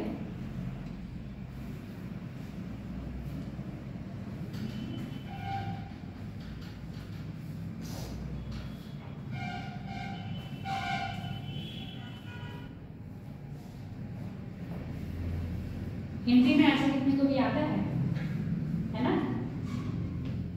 आशा? तो हिंदी तैयार हो रही है, नहीं तैयार हो रही है? ये हिंदी की लैंग्वेज सीख ही रही हो? हाँ मतलब इतनी जल्दी आ नहीं है। हाँ तो प्रैक्टिस करो, फिर आ जाएगी। और इंग्लिश में भी प्रैक्टिस करो, इंग्लिश में भी ऐसे लिखने को आता है, अपने दांत मत दिखाओ। जो आशा के लिए अप्लाई होता है वो आप लोगों के लिए अप्लाई होता है, मेरे पर भी होता है। तुम उसकी कॉपी देखोगे? आशा तुम अपनी कॉपी वीरपाल को दिखा देना, तुम सब इंग्लिश में लिखती हो। अच्छा ना, वो अलग है, वो आंसर राइटिंग भी इंग्लिश में ही करती है। वो आंसर राइटिंग इंग्लिश में करती है, वो जब अपना देगी ना मेंस और वो, तब वो अपना टोटल इंग्लिश में ही लिखेगी। जब हिंदी का पेपर उसका होगा तब वो हिंदी में ही लिखेगी, और तुम लोग अपना सारा आंसर राइटिंग हिंदी में लिखोगे, पर जब तुम्हारा इंग्लिश का पेपर होगा तो आंसर राइटिंग इंग्लिश में दोगे। मीडियम की बात है ना, तुम्हारा हिंदी मीडियम है तो हिंदी में करोगे, उसका इंग्लिश मीडियम है तो इंग्लिश में करोगे। टेररिज्म मत बढ़ाना, टूरिज्म बढ़ाना।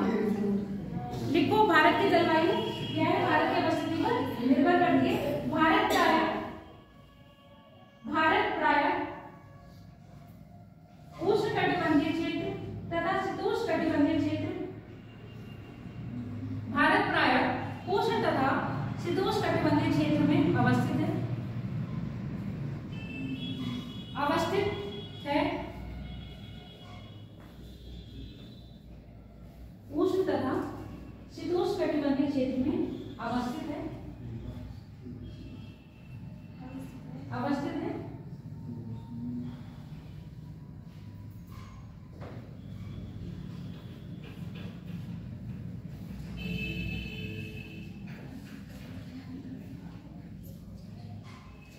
फिर भी यहाँ की जलवायु उष्णकटिबंधीय प्रकार की है, फिर भी यहाँ की जलवायु उष्णकटिबंधीय प्रकार की है, उष्णकटिबंधीय प्रकार की है, जिसका कारण इसके उत्तर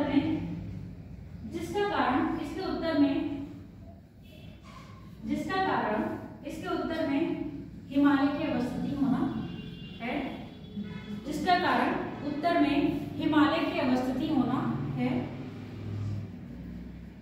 जो प्राय उत्तर से आने वाली शीत पवनों को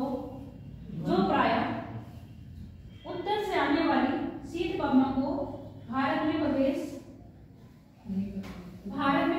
नहीं करने देगा, जो प्राय उत्तर से आने वाली शीत पवनों को भारत में प्रवेश करने नहीं देता,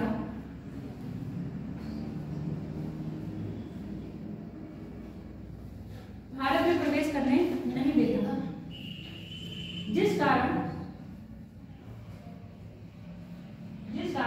भारत में कौन सी है उष्णकटिबंधीय जलवायु पाई जाती है, उष्णकटिबंधीय जलवायु पाई जाती है। अब लाइन चेंज करके लिखो। भारत के बीचों बीच से कर्क रेखा अर्थात 23.5 डिग्री उत्तरी अक्षांश गुजरता है। भारत के बीचों बीच से 23.5 डिग्री उत्तरी अक्षांश, ब्रैकेट में लिख लो कर्क रेखा, 23.5 डिग्री उत्तरी अक्षांश गुजरता है, जो प्राय दक्षिण भारत को उष्णकटिबंधीय प्रदेश बनाता है, जो प्राय दक्षिण भारत को उष्णकटिबंधीय क्षेत्र बनाता है, उष्णकटिबंधीय क्षेत्र बनाता है।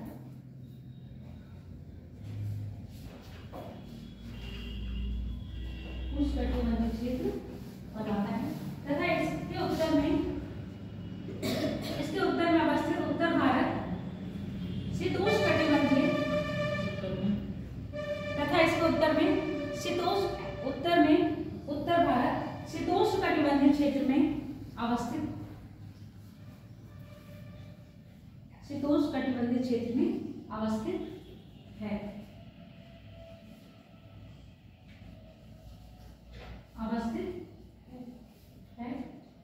जिस कारण दक्षिण भारत तथा उत्तर भारत में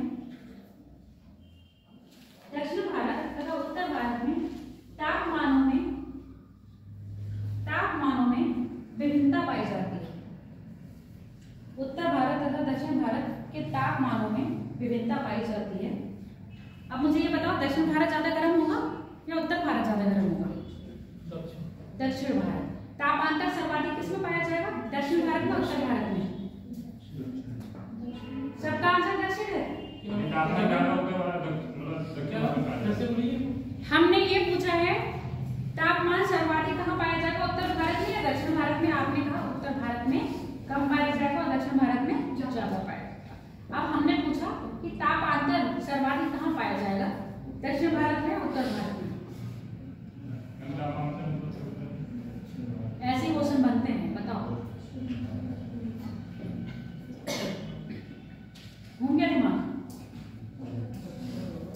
दक्षिण भारत के तीनों तरफ समुद्र होने के कारण यहाँ पर जलवायु समान रहती है।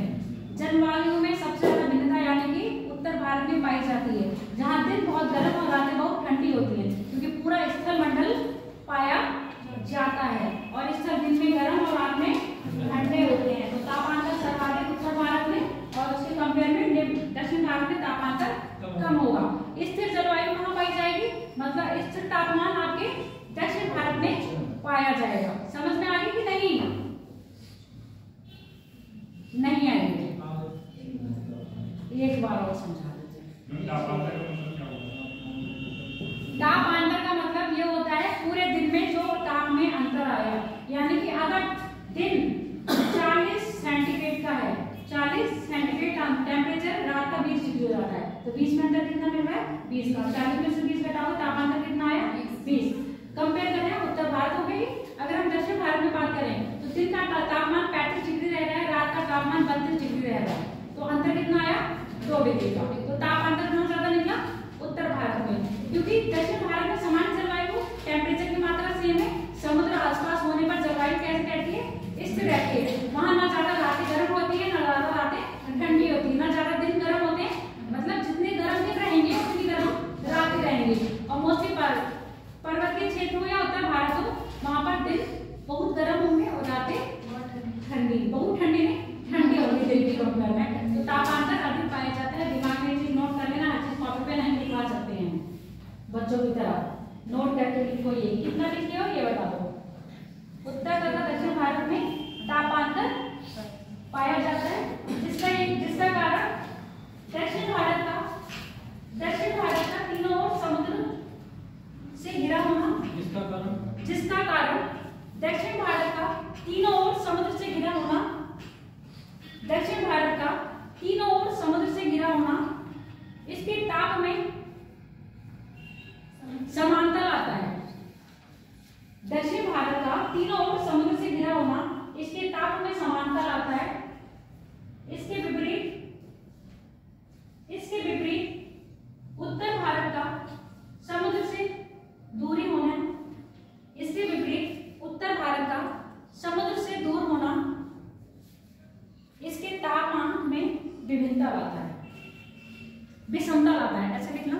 तापमान में विषमता लाता है। इसके विपरीत उत्तर भारत का समुद्र से दूरी होना इसके तापमान में विषमता लाता है। अब लिखो जलवायु को प्रभावित करने वाले कारक। जलवायु को प्रभावित करने वाले कारक कौन कौन से फैक्टर्स हैं जो जलवायु को क्या करते हैं, प्रभावित करते हैं? बताओ, एक एक करके बताओ, हम बोर्ड पे लिखते जाएंगे फिर एक्सप्लेन करते जाएंगे।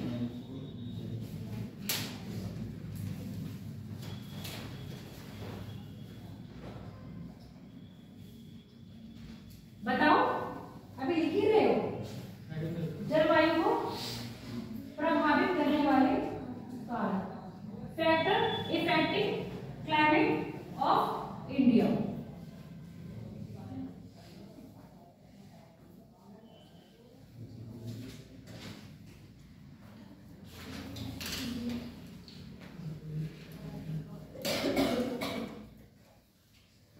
कौन कौन से कारक होंगे?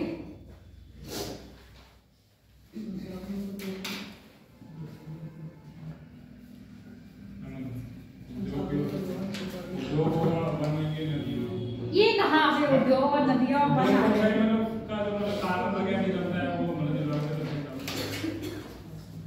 बेटा इंग्लिश नहीं पढ़ रहे हो, ज्योग्राफी पढ़ रहे हो, तो प्राकृतिक कारक बताओ, ना कि मैन मेड।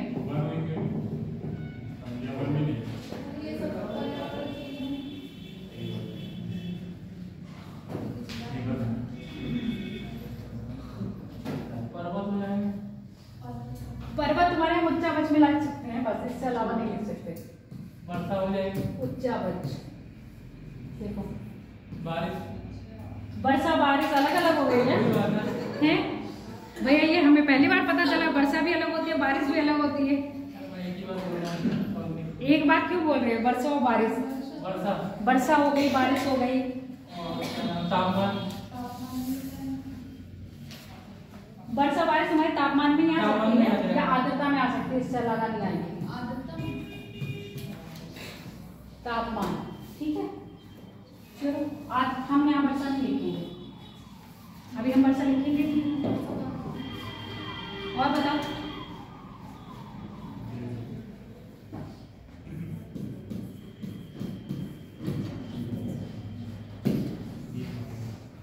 तापमान हो गया, उच्चावच हो गया, अक्षांश हो गए, समुद्र तल से दूरी यानी क्या थे, समुद्र से दूरी कितनी है, सागरीय जलधाराएं।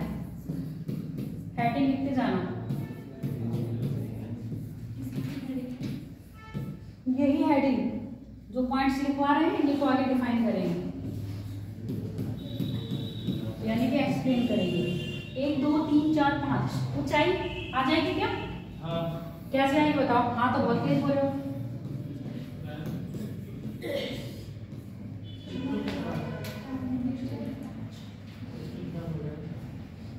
ऊंचाई कैसे आएगी बताओ?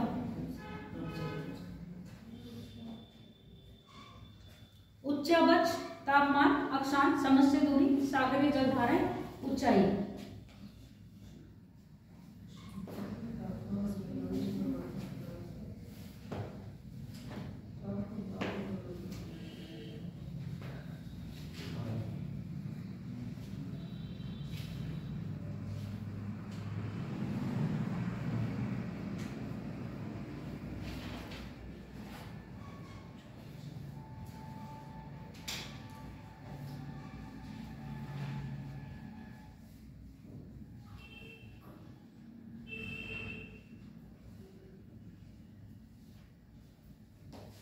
लिख लिया सबने पॉइंट्स? अब बताते जाओ, मुझे एक्सप्लेन करो, फिर हम बताएंगे।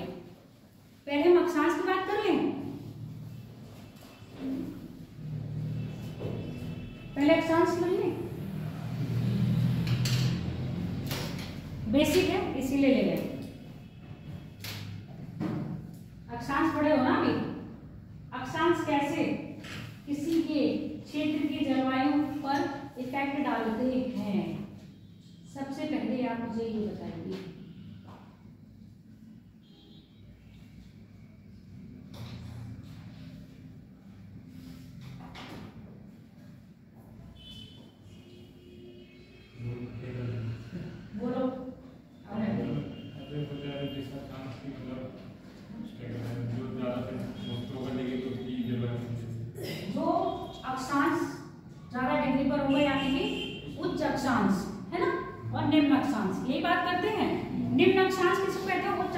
किसे कहते हैं बताओ।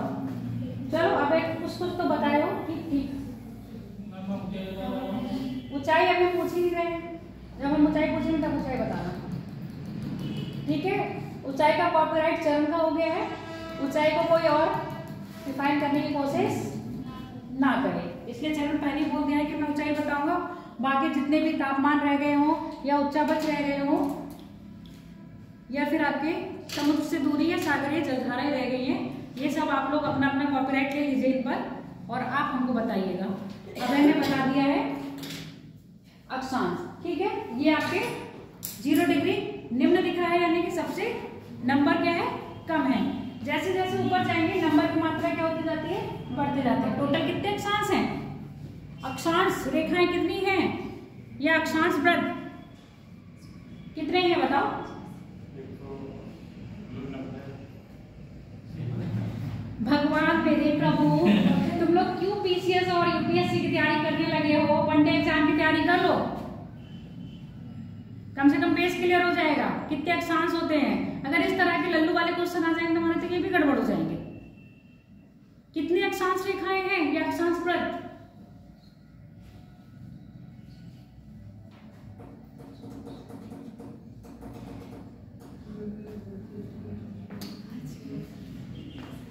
नब्बे 80 और 180 कितना हो गया 189। अगर हम क्या मानते हैं, इनको रेखाएं मानते हैं। अगर ध्रुवों को सिर्फ बिंदु मानते हैं तो 2 माइनस कर तो 179 बचते हैं। समझ में आ गया नहीं? मैंने नहीं तो ये बताया 90 होगा तो पूरी टोटल बताते ना मैम। उत्तरी गोलार्ध में 90, दक्षिण गोलार्ध में 90, टोटल मिलके 180 हो जाती है। एक इक्वेटर कितना हो जाता है हमारा 181। अगर हम ध्रुवों को सिर्फ एक बिंदु के रूप में ही माना जाता है तो उनको हम क्या रेखा से और सर्कल से बाहर कर देते हैं। तो हमारे 2 निकाल के तो हमारे कितने बचते हैं 179 ही बचते हैं। ये क्या है आपके उच्च अक्षांश 90 और धीरे धीरे जैसे ही नीचे आओगे क्या हो जाएगा आपका निम्न अक्षांश आ जाएंगे। अक्षांश यानी कि इक्वेटर से ऊपर जाने पर तापमान क्या होता है, बढ़ेगा या कम होगा? 0 डिग्री अक्षांश से उत्तर और दक्षिण की ओर जाने पर टेम्परेचर बढ़ेगा या कम होगा? जो कम हो रहा है वो बताओ क्यों, जो कह रहा है बढ़ेगा वो बताओ क्यों। हर एक उसमें क्वेश्चन है यहाँ और हर एक क्वेश्चन से सवाल बनेगा पेपर में। ऊंचाई बढ़ने पर तापमान बढ़ता है। ऊंचाई कब मैंने बोला यहाँ पर, यहाँ ऊंचाई कहाँ जा रहा है बेटा? ऊंचाई का मतलब है एल्टीट्यूड और यहाँ हम बात कर रहे हैं लैटिट्यूड की। दोनों फर्क है एल्टीट्यूड और लैटिट्यूड में। जब एल्टीट्यूड पूछूंगी तब ऊंचाई पर आना, अभी हम लैटिट्यूड पूछ रहे हैं।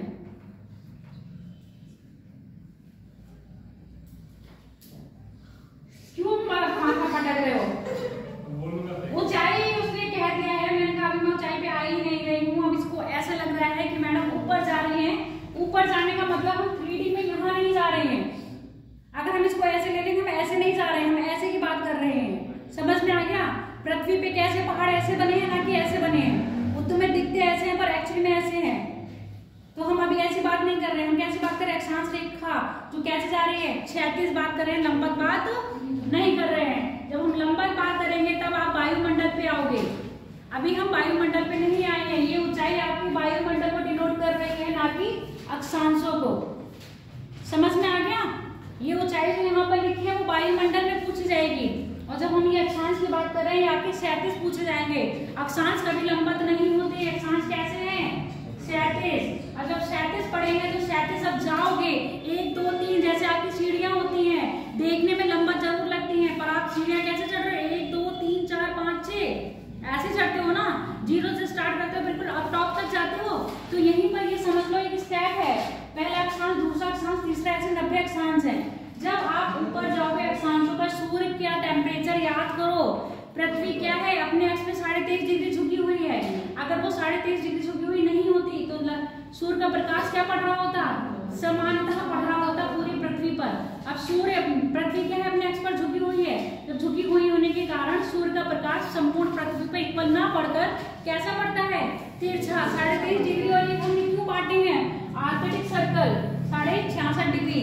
ये रेखा 23.5 डिग्री 23.5 डिग्री दिखाता है कि इन रेखाओं के बीच सूर्य का प्रकाश लंबवत पड़ता है, यानी कि संपूर्ण पर पड़ता है, 90 डिग्री का कोण बनाता है पूरे साल भर। ये वाला क्षेत्र ऐसा है जो पूर्णतः सूर्य का सब सर्वाधिक ताप इस वाले क्षेत्र में प्राप्त होता है। इस क्षेत्र से ऊपर निकल जाओगे तो सूर्य का प्रकाश तिरछा पड़ता है, लगभग 45 डिग्री का कोण बनाता है, 90 का नहीं बनाता है। जब तिरछा पड़ता है तो सूर्य का प्रकाश अधिक ना मिलके कैसा मिलेगा, कम मिलेगा। और उसके बाद 66.5 से ऊपर यानी कि आर्कटिक सर्कल और अंटार्कटिक सर्कल के ऊपर निकल जाओगे तो सूर्य का प्रकाश कैसा मिलता है, नगण्य। नगण्य मतलब बहुत कम मात्रा में मिलता है। ध्रुवों पर 6 महीने का दिन और 6 महीने की रातें होने का कारण यही है। ये तो सब चीजें पढ़ के दोबारा पढ़ रहे हो, ये सेम है, समझ में आ रहा है। ये तुम्हारे कॉन्सेप्ट पहले ही क्लियर होने चाहिए, तभी तुम्हें भारत की जलवायु पता चलेगी। अब जब सूर्य का क्या है, टेम्परेचर तापमान पूरी पृथ्वी पे समान न होकर भिन्न भिन्न है, तो यहाँ पर टेम्परेचर क्या होगा, अधिक। जैसे ही ऊपर जाओगे टेम्परेचर क्या हो जाएगा, कम होता जाएगा।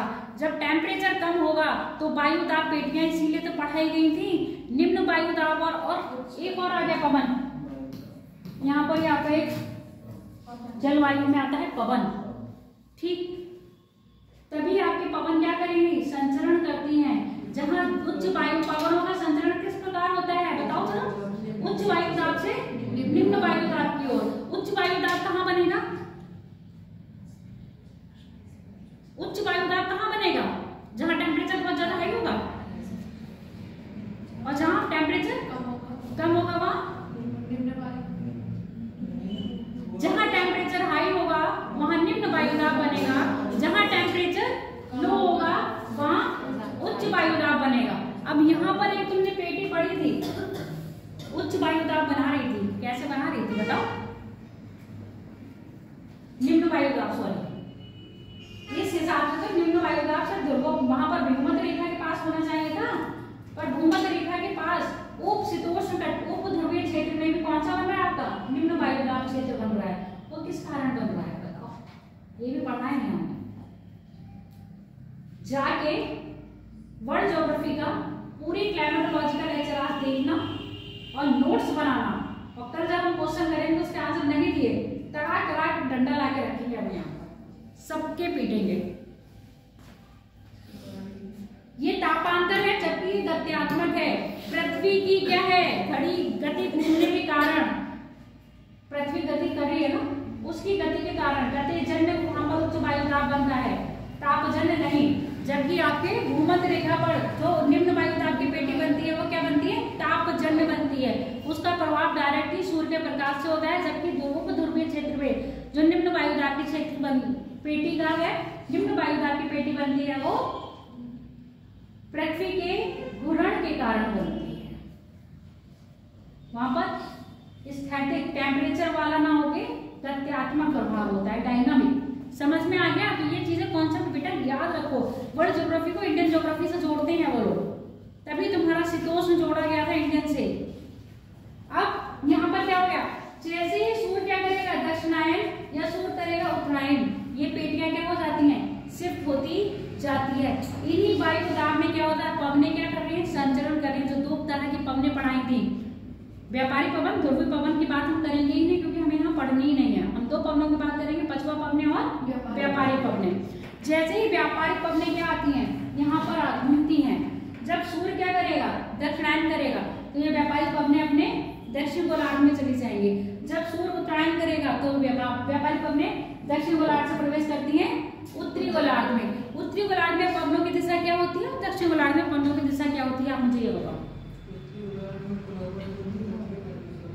उत्तरी गोलार्ध में पवनों की दिशा फेरल के नियम अनुसार क्लॉकवाइज और दक्षिण गोलार्ध में एंटी क्लॉकवाइज होती है। यही कारण है पेटियां क्या हो जाती है, जब बेल्ट दक्षिणायन और उत्तरायण करती हैं, और क्योंकि हमारा भारत किस में आ रहा है, इन्हीं अक्षांशों के मध्य अवस्थित है। तो जब सूर्य बेल्ट दक्षिणायन या उत्तरायण करेगी तो ये बेल्ट भी क्या होती है, अप एंड डाउन होती है। तो जो पवनें होती हैं क्या करती हैं, हर 6 महीने बाद अपनी दिशा परिवर्तित कर लेती हैं। और दिशा परिवर्तन करने के कारण भारत की जलवायु कैसी आ जाती है? मानसूनी, जहां पर 6 महीने पवने जल से स्थल और 6 महीने स्थल से जल की ओर चलती हैं।